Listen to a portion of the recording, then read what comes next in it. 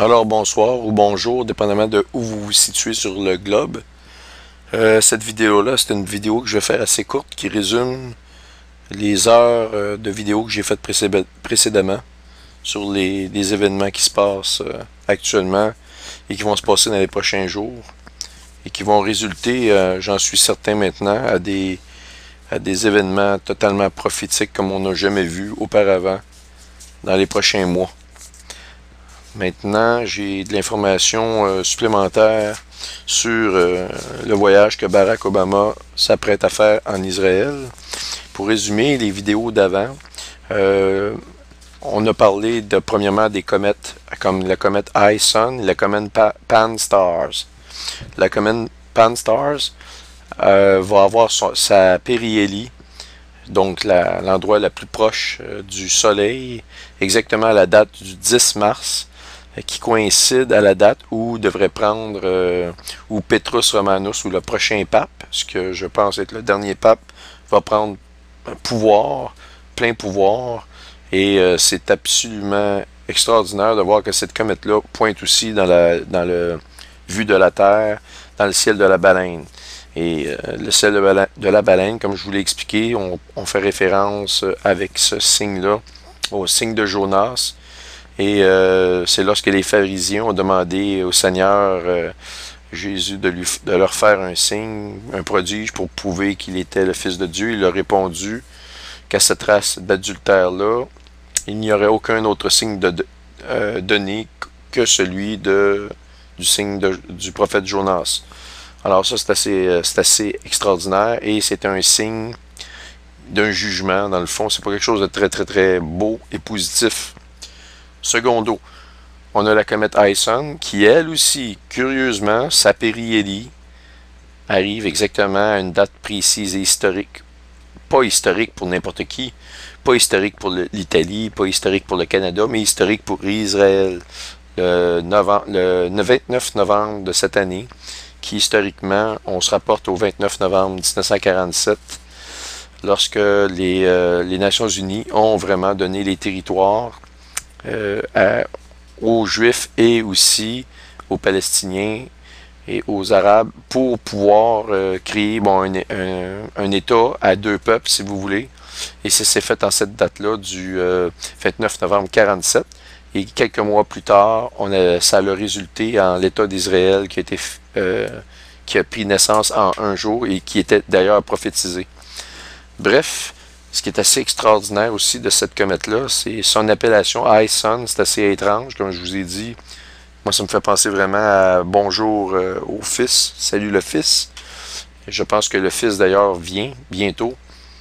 Et on voit que on a un article qui nous parle que la comète I-Sun, selon les scientifiques, va commencer à prendre de la brillance, passer l'orbite de Jupiter. Et passer l'orbite de Jupiter, ça correspond à la date justement où Barack Obama a eu son inauguration le 20 janvier 2013.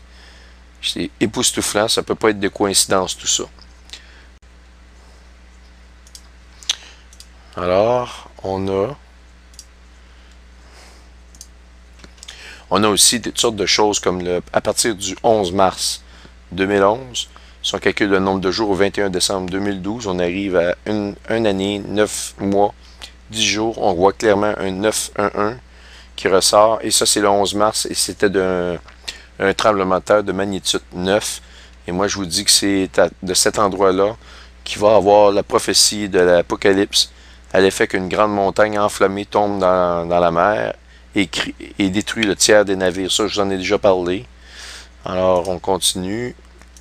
On a ici, j'avais vraiment calculé le nombre de journées à partir de la date du 11 septembre 90 jusqu'au, si on regarde, au 20 janvier 2013.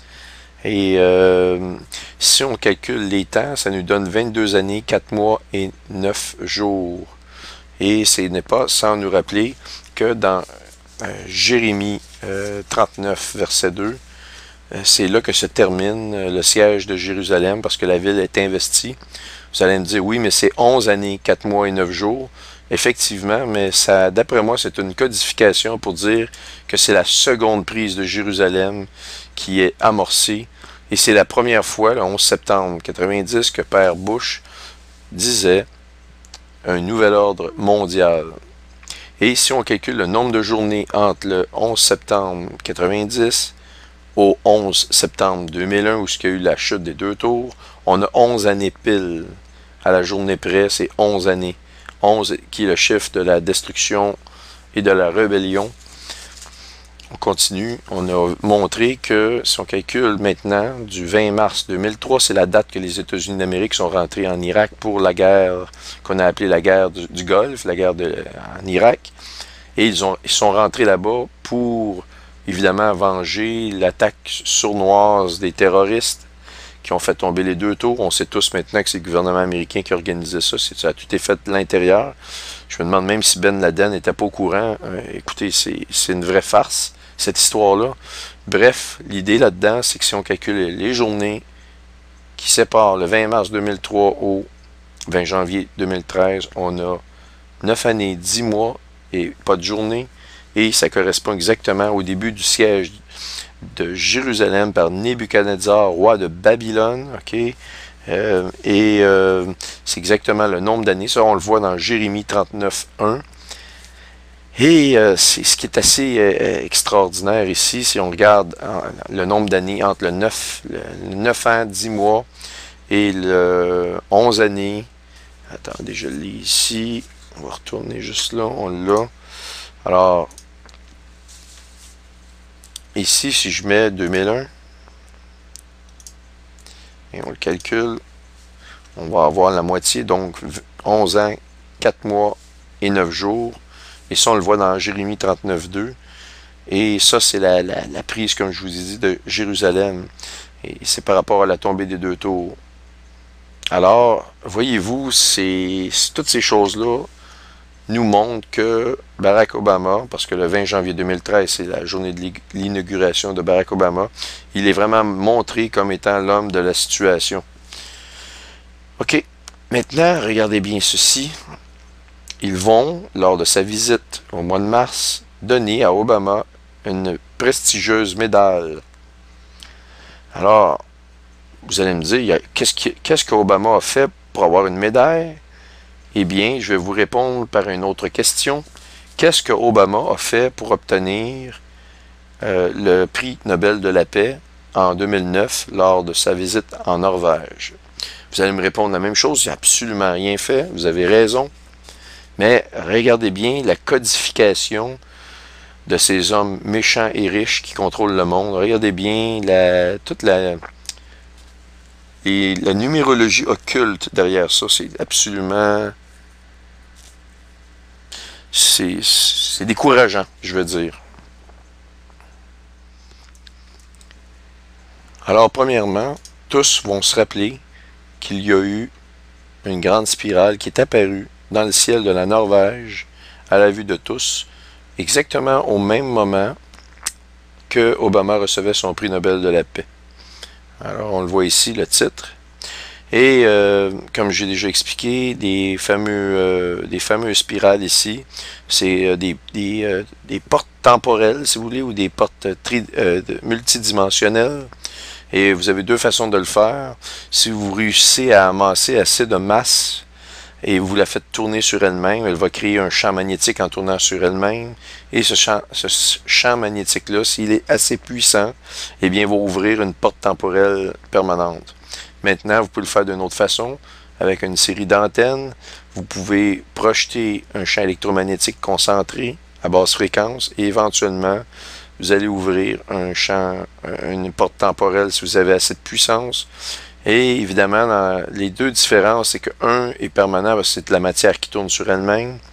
Et ça prend beaucoup de matière. On parle de quelque chose d'extrêmement dense. On parle pas de... Il faudrait faire spinner sur elle-même la planète Terre à grande vitesse parce qu'elle est trop faible en masse. Je parle de beaucoup de matière. Ou vous utilisez une grande source d'énergie que vous projetez. Le problème avec ça, c'est que c'est pas permanent. Si vous coupez la source d'énergie à la base, votre porte temporelle s'efface. Bon, maintenant, le but là-dedans, c'est que c'est On a eu en pleine face, tout était montré, tout était prévu d'avance. On nous montre une spirale. Mais tiens, en plus, il y a 1111 personnes qui ont aimé celle-là, hein, cette histoire-là. 11-11, je veux dire, en tout cas. Écoutez, vraiment bizarre. Bref, pour en revenir à nos choses, là, il a reçu son prix de Nobel de la paix. Ça a surpris tout le monde. Il n'a absolument rien fait pour la paix. Et ce qui est important, c'est qu'il l'a reçu durant une cérémonie en Norvège qui était à la ville d'Oslo. Alors, je vous ai parlé de l'accord d'Oslo, qui est l'accord qui est le... C'est ça, l'entente, l'accord d'Oslo qui est d'une année, de 7 années, qui est d'une semaine. C'est l'accord d'Oslo. Je vous ai tout montré les preuves de tout ça. Vous avez tout vu. Et Obama reçoit le prix de Nobel de la paix et quasiment de la sécurité concernant à Oslo. Et c'était déjà prévu d'avance. C'était lui l'homme de la situation. Et il n'y a pas de hasard. Et c'est pour ça qu'en plus de dérouler le fameux tapis rouge pour recevoir Obama, eh bien, il lui donne un prix encore une fois alors qu'il n'a rien fait, comme ils lui ont donné un prix alors qu'il n'avait rien fait à Oslo. Et là, c'est pour l'accord d'Oslo qu'il va régler. Bref, écoutez, on en est là, on est vraiment rendu là. Et, comme si c'était pas assez, parce que là, moi, quand je regarde ça, je me dis, vous êtes tout le monde, la plupart d'entre vous, savez que la Bible nous dit de l'Antéchrist qu'il va être soit assassiné ou va mourir d'une blessure à la tête et qu'il va revenir à la vie. Et c'est là que l'esprit de Satan va investir son corps à ce moment-là. Là, étant donné, on a vu aussi qu'il arrive le 20 mars à Jérusalem, en Israël, et il arrive le 20 mars, 6 jours avant la Pâque. Exactement comme le Seigneur a fait, 6 jours avant la Pâque, il est arrivé, le Seigneur, sur le dos d'un âne, et après, le Seigneur a été crucifié. Est-ce que, je me pose la question, est-ce que Barack Obama pourrait être assassiné, vraiment pour remplir vraiment la prophétie, que le fait que l'Antéchrist doit être assassiné d'une blessure à la tête et revenir à la vie, évidemment? Eh bien, regardez ce que je vais vous montrer là.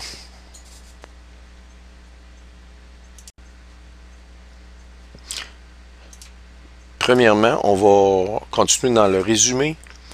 On avait vu, je vous avais montré que ça, c'est un logo qui a été fait en une image de Barack Obama en 2008. Voyez-vous ici, et on voit avec un âne. Eh bien, le Seigneur est rentré. On le voit dans Jean 12, verset 1, il rentre, je pense qu'on décrit qu'il vient sur le dos d'un âne dans le verset 14 dans Jean, et vous le voyez ici, Barack Obama avec un âne. Maintenant, regardez le logo officiel du Parti démocratique, c'est un âne. Vous me dites c'est derrière le drapeau américain, pas vraiment parce que il n'y a pas les étoiles des États, les 33 étoiles des États-Unis, 33 ou 32, là. J'ai un blanc de mémoire, mais vous avez les étoiles du drapeau américain, et vous voyez, c'est vraiment un âne qui est là. Et quand on regarde le drapeau des États-Unis, on voit que les étoiles se retrouvent toujours sur le drapeau officiel des États-Unis, dans le coin supérieur gauche, et non pas à droite, et non pas dans le centre, c'est à gauche, dans le haut, qu'on retrouve les étoiles du drapeau américain. Tout ça pour vous montrer que le logo officiel, The Unbreakable Alliance, ou si vous voulez, le Covenants of People, ça nous parle de l'alliance, justement, tout est là. On nous met à droite le drapeau juif avec l'étoile de David en plein centre, ok? S'il fallait qu'on ait oublié l'étoile de David, ça aurait été la consternation la plus totale, ça aurait été le scandale, il n'aurait pas fallu l'oublier. Et tout à coup, personne ne fait aucun commentaire, le drapeau des États-Unis n'a pas les étoiles, et on a dit absolument rien. La preuve, c'est en plein visage, ils s'en cachent même pas, mais ils doivent s'amuser, rire pratiquement de nous, parce qu'on ne voit pas ces choses-là, on dirait qu'on a les yeux aveuglés. Il nous montre le coin supérieur gauche, exactement là où doivent être les étoiles du drapeau américain. Mais s'ils ne sont pas là, c'est que c'est pas le drapeau américain, vous êtes d'accord? Ici, l'étoile de David est bien montrée sur le drapeau israélien. Ici, les étoiles qui représentent chacune des États des États-Unis ne sont pas présentes. Et la raison, c'est que vous ne les avez pas non plus sur le drapeau du Parti démocratique. Et Obama, quand il a signé la fameuse confirmation de l'accord d'Oslo au 9 de Havre en 2012, j'avais fait une vidéo d'urgence là-dessus, eh bien, il a dit qu'il parlait toujours de son administration, son administration.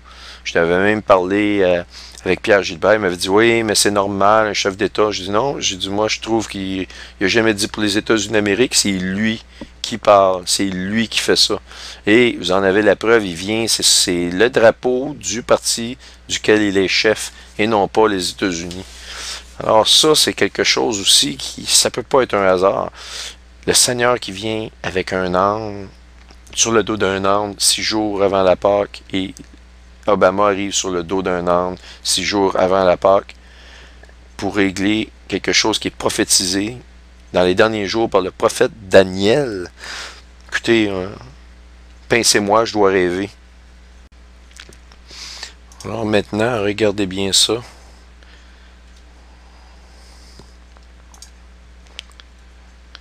Une image d'Obama sur le drapeau américain crée la colère.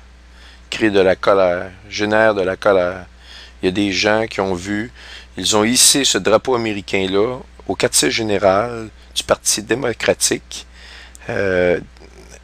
américain en Floride. Et les gens ont demandé, ont vu ça, ont été scandalisés, ont demandé de le descendre, de descendre le drapeau. Mais vous l'avez ici, la preuve. Les étoiles ne sont plus là. Ça, c'est que cet homme-là a vaincu les États-Unis d'Amérique. C'est terminé des États-Unis d'Amérique. Je vous l'avais montré dans les étoiles. C'était écrit dans les étoiles. Je vous avais montré aussi dans les étoiles que lors de la prise de position de son premier mandat, Saturne est exactement perpendiculaire à la tête de la Vierge. Et la course se termine. Saturne se retrouve à la tête, pas à la tête, mais au talon de la Vierge. Je vais vous le montrer, on est là pour ça. Attendez, où mon logiciel? Oui, je vais vous montrer ça.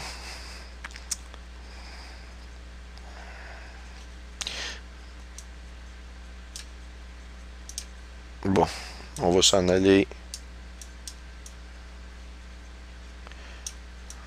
ici.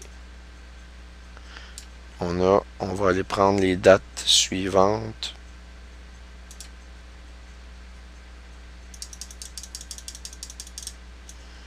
Je vais me fixer sur Saturne.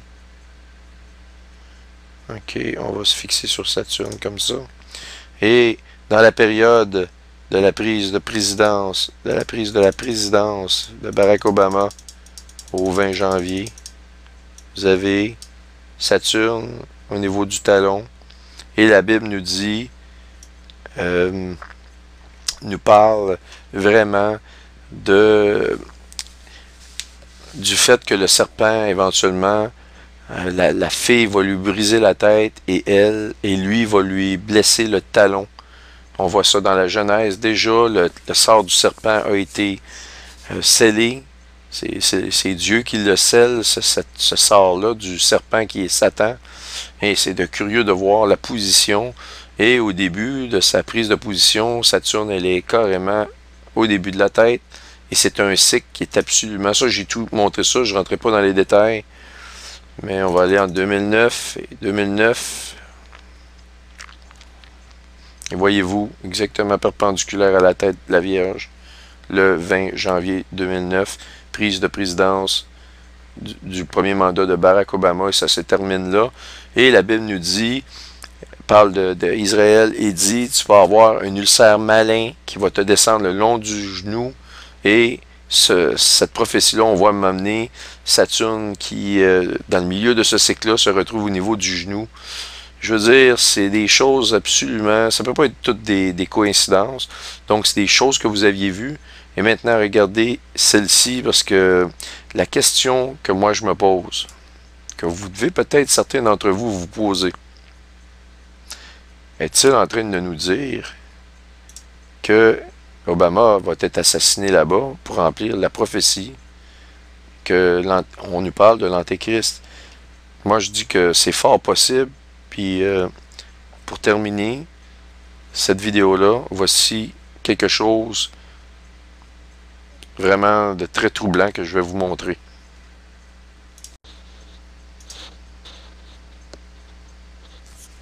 Alors ici, c'est Barack Obama. Il n'y a plus d'étoiles. Et ce n'est pas trop surprenant de voir qu'il n'y a pas d'étoiles non plus. C'est vraiment les démocrates. Vous en avez vraiment une preuve. Il n'y a pas d'étoiles dans le drapeau démocratique. C'est un âne. Il n'y en a plus ici d'étoiles. Les étoiles en haut à gauche du drapeau américain sont disparues. Et ils vont même jusqu'à pousser l'audace que le drapeau américain, au lieu de mettre les étoiles, ils mettent Barack Obama. Vous voyez, c'est en plein visage. C'est quasiment pas écrit « Je suis l'Antéchrist ». C'est vraiment... Il manque juste ça. Et voici maintenant le punch. Les Israéliens ont invité Obama à parler au Rabin Square. Le Rabin Square, qu'est-ce que c'est? C'est exactement l'endroit. Puis en passant, il appelle ça le Speech of Peace. Autrement dit, c'est pour la paix. Si vous voulez. Ils ont invité Obama pour parler de la paix au Rabin Square. Et à ce moment-là, le Rabin Square, ce qui s'est passé de historique, c'est qu'en 95, au 4 novembre, il y avait eu le rabbin Yitzhak. On voit ici Yitzhak. Et ce rabbin-là avait été assassiné après avoir signé le deuxième mandat de l'accord de Oslo. Vous m'entendez bien, là? Ce rabbin-là, ici, le 4 novembre 1995, a donné une élocution au même endroit qu'Obama va aller, qui a été invité pour aller parler de la paix. Ce rabbin-là avait parlé de la paix. Il avait signé l'accord d'Oslo. Il avait été assassiné. Et le jeune homme qui avait été assassiné, c'était un étudiant. Il avait dit qu'il faisait ça pour Dieu. C'était Dieu qui lui avait demandé de faire ça.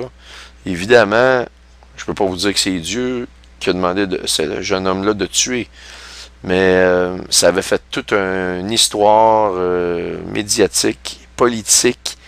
Imaginez-vous, on parle de l'assassination d'un homme pour l'accord d'Oslo, qui a signé l'accord d'Oslo en 1995. Et pour vous resituer, l'accord d'Oslo a commencé en 1993. Elle devait durer 5 années. Et en 1995, il y a eu d'autres négociations. Ils l'ont ratifié, ils l'ont re-signé pour une autre période de 5 ans. Si vous calculez 93 plus à 2 ans, ça fait 95. Donc, on a 2 ans de fête. Et de 95 à l'an 2000 jusqu'à Camp David, ça fait 7 ans. C'est un accord qui a duré 7 années. Donc, c'est l'accord qui est prophétisé, qui est décrit dans le livre de Daniel. Et on nous parle de l'assassination ou de la mort de l'Antéchrist, à quelque part, d'une blessure à la tête. Il va revenir avec l'esprit de Satan investi. Et là, ils ont invité Barack Obama à donner un speech exactement au Rabin Square où le rabbin Yitzhak avait été assassiné à la date du 4 novembre 1995 après avoir signé, ce rabbin-là, l'accord d'Oslo. Et c'est en protestation à cette signature-là qu'il avait été assassiné. Et ça avait même fait les manchettes parce que les hommes politiques avaient déclaré qu'il avait peur que ça contrevienne ou que ça mette en péril cet accord-là de Oslo et tout le processus de paix au Moyen-Orient. Alors, je ne sais pas si c'est moi qui rêve. Peut-être que je rêve pas. Je vais vous avouer, je regarde ça. Je me dis, on ne peut pas avoir plus de coïncidences. On est dedans.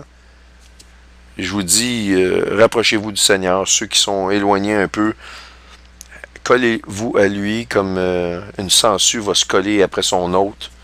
Lâchez pas la parole de Dieu. Accrochez-vous. Il y a des temps très difficiles dans les prochains mois, c'est certain. Mais je vous dis, j'en conjure mes frères, mes sœurs. C'est pas facile. Lâchez pas. Essayez de supportez-vous les uns les autres quand vous le pouvez. Faites ce que vous pouvez faire, puis témoignez, parce que je peux pas garantir le temps qu'on va être encore ici, tout le monde. Ça va très très très vite. Et on a maintenant la preuve que le fameux calendrier Maya, eh bien, c'était un code. C'était pour eux le moment d'agir et de mettre de l'avant tous ces plans-là. Tout était prévu à l'avance. Je vous laisse là-dessus sur une petite vidéo qui était faite en anglais, mais vous avez des textes qui sont quand même très bien faits. Il y a pas, ça parle pas, c'est des textes, donc c'est plus facile pour ceux qui ont de la misère un peu en anglais. Vous pouvez l'arrêter et lire le texte. Donc, ça parle justement des mêmes choses que je viens de vous parler. C'est un frère qui parle de langue maternelle anglaise qui a fait cette vidéo-là exactement la même journée, soit hier, alors que je vous ai mis les deux gros vidéos qui durent une éternité là, sur tous ces événements-là. Mais c'est sûr qu'à quelque part, je devais vous montrer un peu les versets. De toute façon, disposez des outils que je vous ai donnés. L'important, c'est que vous ayez le message. Écoutez, puis je vous aime vraiment tous. Je veux dire, il y a quelque chose qui me dit dans mon cœur de vous dire, vraiment, je vous connais pas tous. Mais j'ai l'impression que je vais vous voir bientôt, puis je vais vous connaître. C'est la volonté du Seigneur que ce soit comme ça. Ça n'a pas été facile, c'est un monde qui n'est pas facile. Le Seigneur ne peut pas laisser rentrer n'importe qui dans le monde qui vient, dans le royaume des cieux notamment, parce que le royaume des cieux, s'il fallait que quelqu'un rentre avec le péché en dedans de lui, tout serait à recommencer.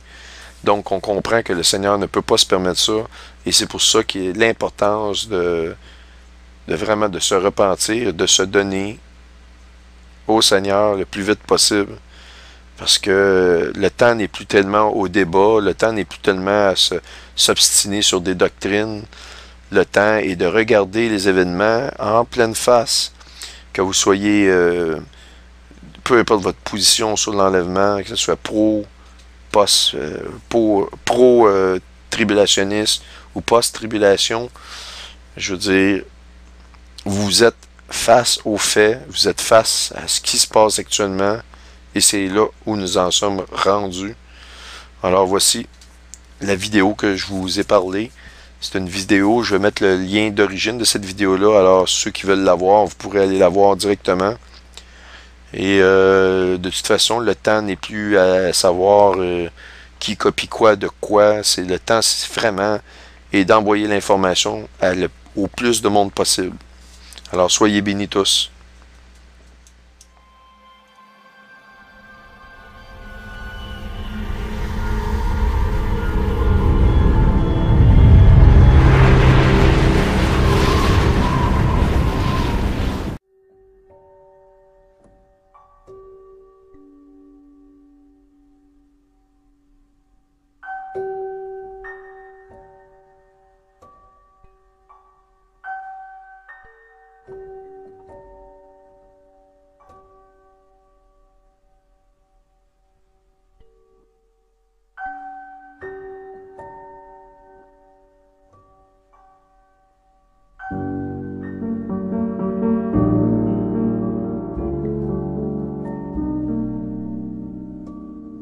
The White House has not released the date of Obama's trip or details about Obama's itinerary, but Israel's Channel 10 reported that a visit had been scheduled for March 20th.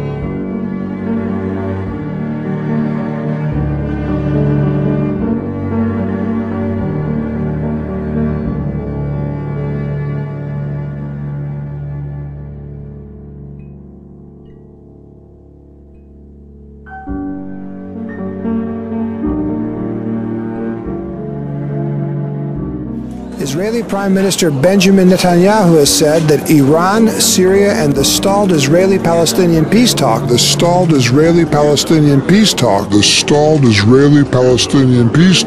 will all top the agenda of President Barack Obama's coming visit to Jerusalem. The president and I spoke about this visit and agreed that we would discuss three main issues: Iran's arms race, Iran's attempt to arm itself with nuclear weapons, the unstable situation in Syria, and its implications for the region's security, as well as that of Israel and the United States, of course, and the efforts to advance the diplomatic process of peace between the Palestinians and us. I welcome President Obama's intention to visit Israel. It is a very important visit that will emphasize the strong alliance between Israel and the United States. The White House announced last week that Obama plans to visit Israel, the West Bank, and Jordan this spring, and new U.S. Secretary of State John Kerry has said he wants to see the Middle East peace process kick-started.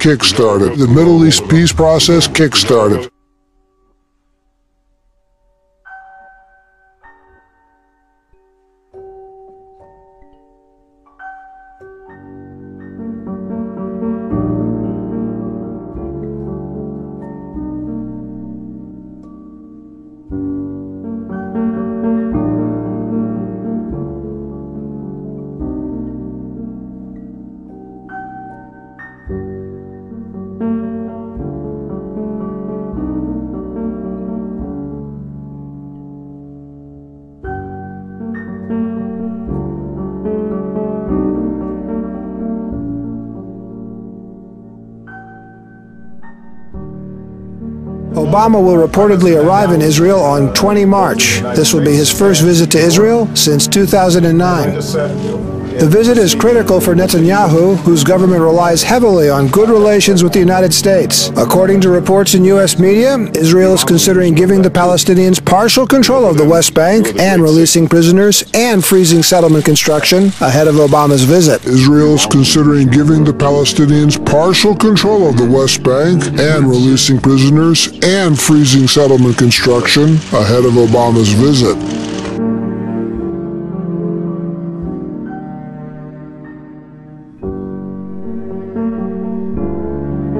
Israel is planning to give a special award to President Obama. When the president visits Israel next month, he'll get the award. He'll become the first sitting U.S. president to receive Israel's Presidential Medal of Distinction. It is particularly curious since he snubbed Prime Minister Netanyahu last fall when he was in the United States, and President Obama did not visit the ally during his first term as our president. President Obama's relationship also with Israel has been noted as being chilly. Here's what the honor recognizes: unique and significant contribution to strengthening the state of Israel and security of its citizens. So I guess the question would be, if you were challenging it, is specifically what is the unique and significant contribution that President Obama made to Israel's the security of its citizens? Well, I would be the first to challenge that.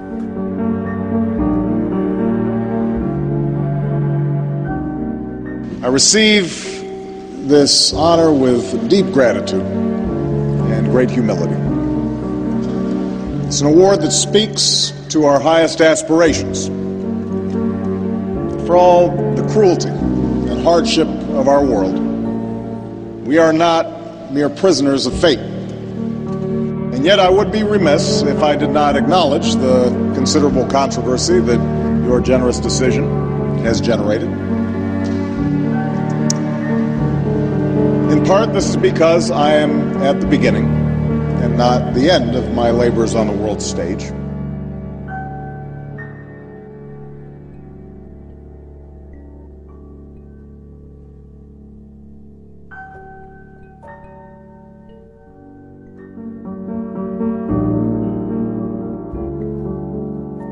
But I'm curious if you think that you say you would challenge it, whether or not he has done anything significant, a unique and significant contribution in strengthening the state of Israel.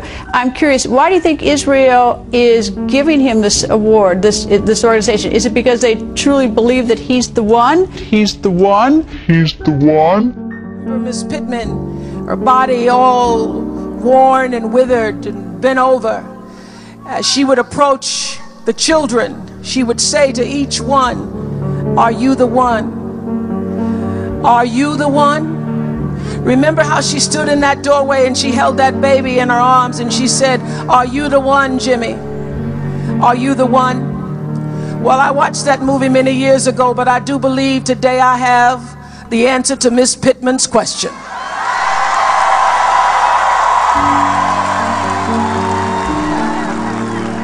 It's a question that the entire nation is asking. Is he the one? Is he the one? South Carolina, I do believe he's the one to bring us the audacity of hope. Barack Obama! I'm gonna let you in on a little secret. Being the one is just like being in love. No one can tell you you're in love, you just know it. Through and through, balls to bones.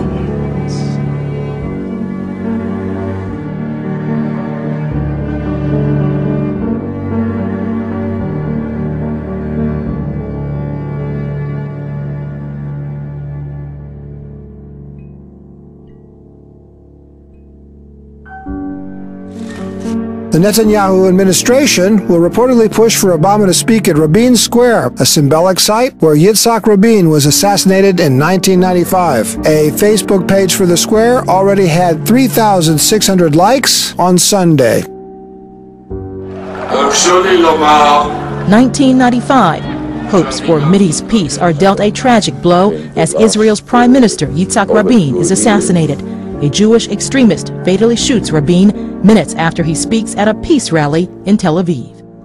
Once again, our top story this evening, the assassination today of Israeli Prime Minister Yitzhak Rabin, gunned down at a pro-government rally tonight in Tel Aviv. The 73-year-old Rabin was rushed to a hospital where he died of his wounds a short time later. A young Israeli student linked to a right-wing Israeli extremist group was arrested at the scene. Now, Israeli radio is reporting he has confessed to the killing. The assassin reportedly told police he was acting, quote, on God's order alone, end of quote, and does not regret what he did, according to authorities. The White House says President Clinton will leave Sunday for Israel, where the Prime Minister will be buried in accordance with the Jewish tradition on Monday afternoon. The President and other world leaders, including PLO Chairman Yasser Arafat, have expressed their shock and sadness over this and their hope that the Middle East peace process will continue.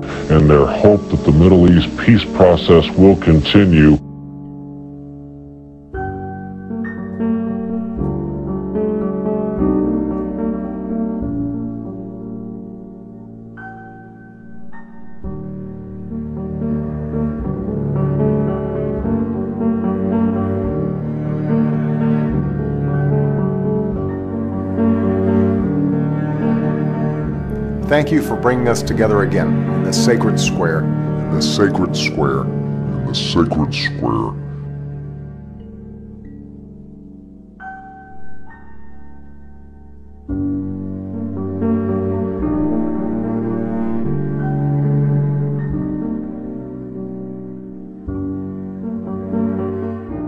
In this sacred square, in his name, to carry on the work of our brother Yitzhak Rabin of blessed memory.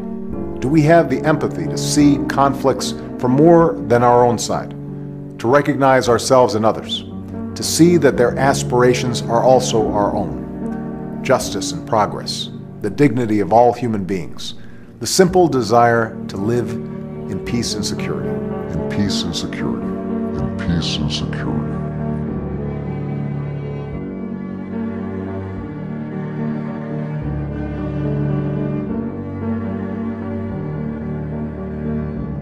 Do we have the wisdom to see that our destinies are shared, to say publicly what we say privately, that Israelis will not find true security so long as Palestinians are gripped by hopelessness or despair, that Palestinian dreams of statehood will be deferred unless Israelis are assured of their own safety and security? Yes, we will move forward.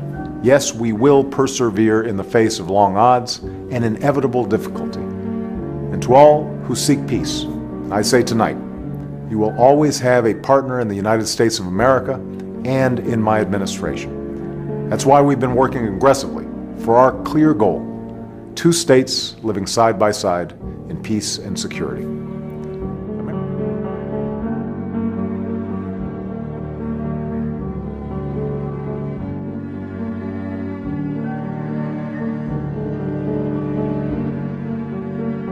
We believe the borders of Israel and Palestine should be based on the 1967 lines with mutually agreed swaps.